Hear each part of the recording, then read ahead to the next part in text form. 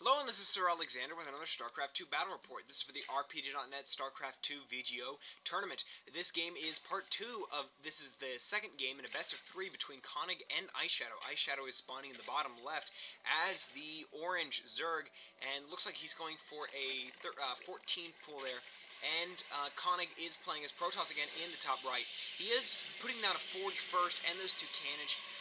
I think that Conig might be a slightly lower tier player than Iceshadow. In the last game, he really seemed to be outmatched by Iceshadow, and this is very likely going to just be a quick 2-0 win for Iceshadow, as Conig just seems to be seriously outmatched. He is doing some sort of cannon rush cheese here. I mean, it's not a cannon rush, but he did put down those two cannons because Iceshadow could not see that with his hatchery. An excellent win over that early hatchery, and he is able to fend off those Zerglings because he has cannons around his base. He really needs to back this force up though before Iceshadow is his name, before Iceshadow makes an effective response. He needs to push in, which is what he's doing there, but he sees those Banelings, and of course he does not want those Banelings to get loose on his Zerglings. So, looks like he's just going to be spawning more Banelings, and looks like he's just going for a serious Baneling build here, and we're about to see a major Baneling bust. Like, massive, and there we go, kablooey. He does live through it, but badly damaged, and will waste his forces on that Spine Crawler. Iceshadow then, of course, builds a second hatchery inside of his own base just to try and keep up with his minerals, and now he will be expanding. Of course, Conig has expanded, but he can't saturate his expansions as fast as the Zerg will be able to. So right now, he really needs to macro up and push out. He probably should have gone for a 4-gate over this double Stargate build. A 4-gate would be much more effective than this, but he's putting down cannons, and looks like he's building up to be able to be defensive.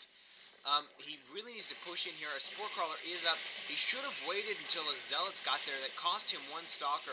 Mutalisks are out, and because they weren't focused properly by those Void Rays and Stalkers, will own those forces.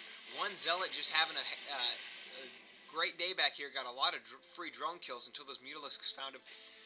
Elsewhere, looks like I would definitely give the advantage to Iceshadow right now with Mutalisks. There are no cannons in the backfield.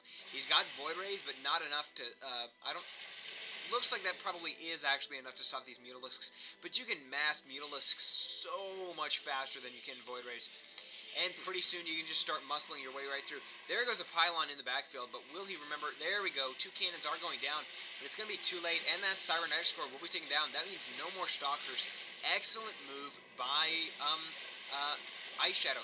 And now he's just going to face up those Void Rays in a straight-up fight and will own them. Of course, they will back up to the protection of those cannons, but that's not going to be enough. And now he's sending Zerglings across the map.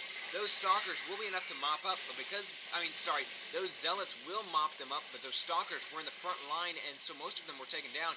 The all-important Stalkers died to Zerglings when Mutalisks were on the way, which is a major mistake. They will now be massing over here and moving in and taking down that Cybernetic Score again.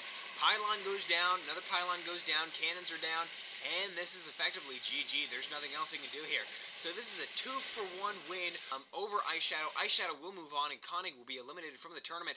So congratulations, Iceshadow, and look forward to casting more of your games. So far, he's done very well in this tournament, and we can see how far he can make it. Thank you for watching, and hope you'll join me for the rest of the games from the RPG.net tournament.